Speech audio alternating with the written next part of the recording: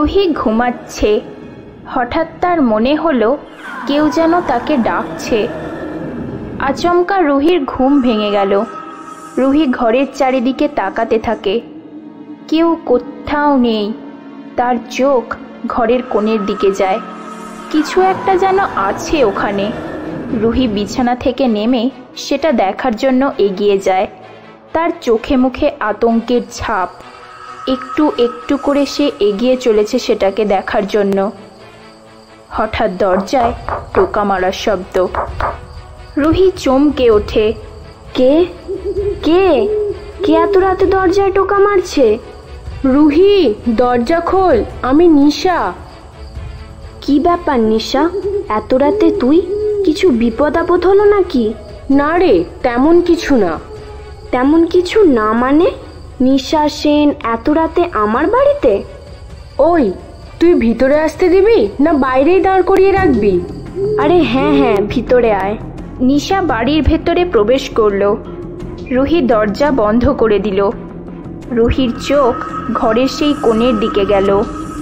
নিশা, নিশা দেখ ওটা দেখ। কি? কই? কোথায়? ওই তো ঘরের কোণে। ধ্যার, কোথাও কিছু নেই। তুই ভুল দেখছিস হয়তো। তাই হবে হয়তো। ছাড়ো সব। বল, তুই হঠাৎ এত রাতে আমার বাড়িতে? আর বলিস না, মামা বাড়ি যাচ্ছিলাম। হঠাৎ লকডাউনের জন্য বাস বন্ধ। ভাবলাম আজ রাতটা না হয় তোর কাছেই থেকে যাই। হ্যাঁ রে, তোর কোনো অসুবিধা হবে না তো? অসুবিধা কেন হবে বন্ধু? এটা তো আমার সৌভাগ্য। নিশা আর রুহি সেই রাতে গল্প করার পর একসাথে শুয়ে পড়ে। ঘড়িতে তখন রাত 2টো। দুজনেই গভীর ঘুমে আচ্ছন্ন। তাদের অজান্তে ঘরের মধ্যে কেউ একজন উপস্থিত হয়েছে। সারা ঘর জুড়ে একটি কালো ধোঁয়া পাক খেতে থাকে আর ভয়ঙ্কর গর্জন করতে থাকে। রুহির ঘুম ভেঙে যায়। সে ঘরের আলো জ্বালিয়ে দেখে তার হাতে রক্ত লেগে আছে। রুহি ভীষণ ভয় পেয়ে যায়। রুহি নিশাকে ডাকতে যাবে, দেখে নিশা বিছানায় নেই। রুহি দৌড়ে বারান্দার দিকে ছুটতে থাকে।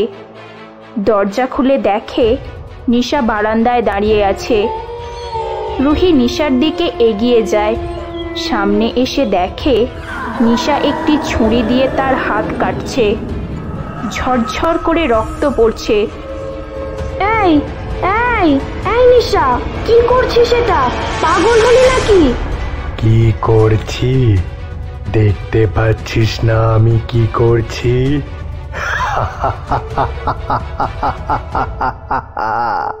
নিশাকে একটু একটু করে শেষ করে দিচ্ছি। নিশাকে এই অবস্থায় দেখে রুহি প্রচণ্ড ভয় পেয়ে যায়। আস্তে আস্তে নিশা শূন্যে ভাসতে থাকে। চুলগুলো এলোমেলো, চোখের মনি উধাও হয়েছে। আর সেই ভঙ্গিতে নিশা তার হাত কেটেই চলেছে। নিশার এই ভয়ঙ্কর রূপ দেখে রুহির চোখ ঠিকরে বাইরে বেরিয়ে আসছে। আর একটি কালো ধোঁয়া রুহির চারপাশে ঘুরতে থাকে। কিরে রুহি, চিনতে পারছিস আমায়? রুহির আস্তে আস্তে সব মনে পড়ছে, কিন্তু তার হাত পা যেন সব ধীরে ধীরে অবশ হয়ে আসছে। বিদিশা, নিশা আর রুহি 3 বন্ধু। বিদিশা দেখতে শুনতে খুবই ভালো ছিল বাকি বন্ধুদের থেকে। রোহিত ছিল তাদেরই ক্লাসমেট। পড়াশোনায় খুবই ভালো একটা ছেলে। রুহি আর বিদিশা মনে মনে রোহিতকে খুব ভালোবাসতো। একদিন কলেজ থেকে একটি ট্যুরের আয়োজন করা হলো। কি রে, কি হলো? মুখ ভার করে বসে আছিস কেন? আমার বিদিশাকে দেখলেই জাস্ট পিত্তি গরম হয়ে যায়। কেন রে, ওই স্যাম্পেলটা আবার কি করলো? একটু পড়াশোনায় ভালো বলে রোহিতের সামনে এমন করে না, আমি জাস্ট নিতে পারি না মালটাকে। ইচ্ছে করে থাবড়ে কানা করে দিই। শোন, আমি বলি কি, এই সুযোগ, রোহিতের সাথে ট্যুরে যা, ওর সাথে টাইম কাটা আর প্রপোজ করে দে। শুধু বিদিশাকে এই ট্যুরে যাওয়া থেকে আটকাতে হবে।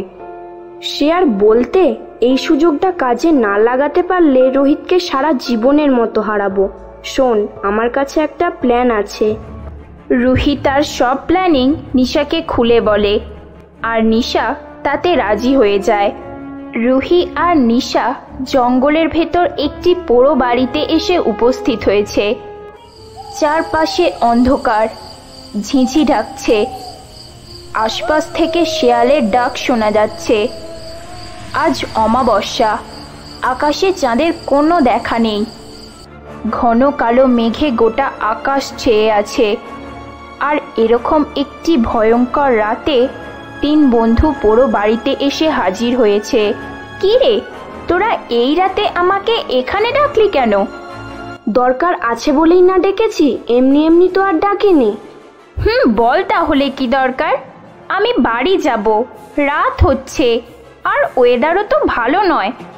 দাঁড়া দাঁড়া, বাড়ি যাবি না হয় এখন। আজ একটা ফ্যাসলা হবে। ফ্যাসলা মানে? কিসের ফ্যাসলা? তুই আর রুহি দুজনেই রোহিতকে ভালোবাসিস। তুই রোহিতের জীবন থেকে সরে যা। কেন? আমি কেন যাব? রুহিকে বল সরে যেতে। আর রোহিত যাকে ভালোবাসবে বলবে সে থাকবে রোহিতের জীবনে।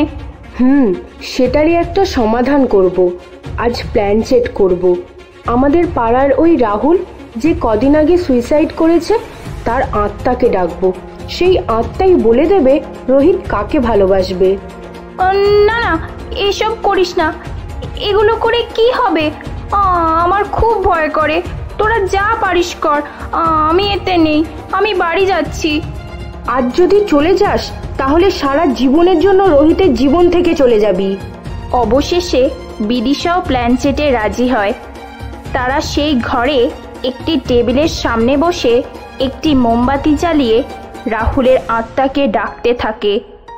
মোমবাতি টিপ টিপ করে জ্বলছে। বেশ কিছুক্ষণ পরে ঘরের মধ্যে এলোমেলো হাওয়া বইতে শুরু করলো।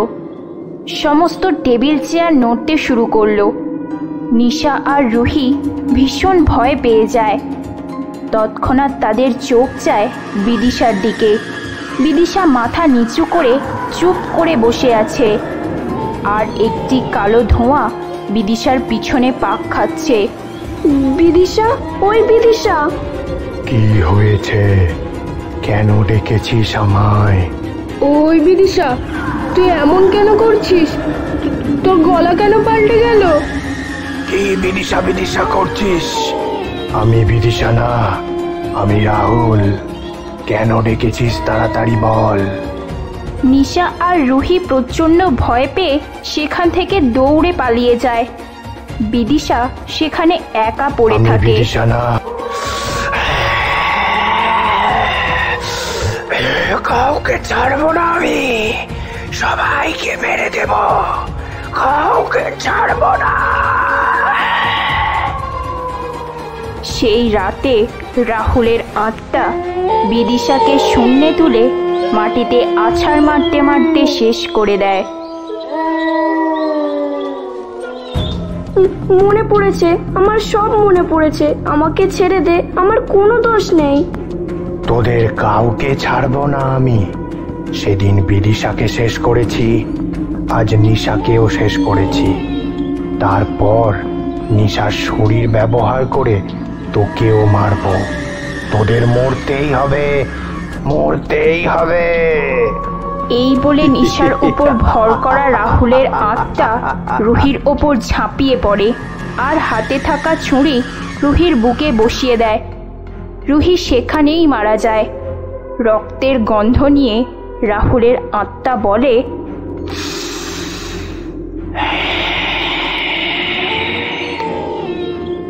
মৃত্যুর পর আবার এখানে আসতে আমাদের অনেক কষ্ট যন্ত্রণা পেতে হয়।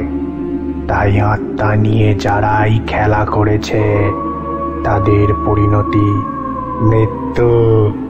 মৃত্যু।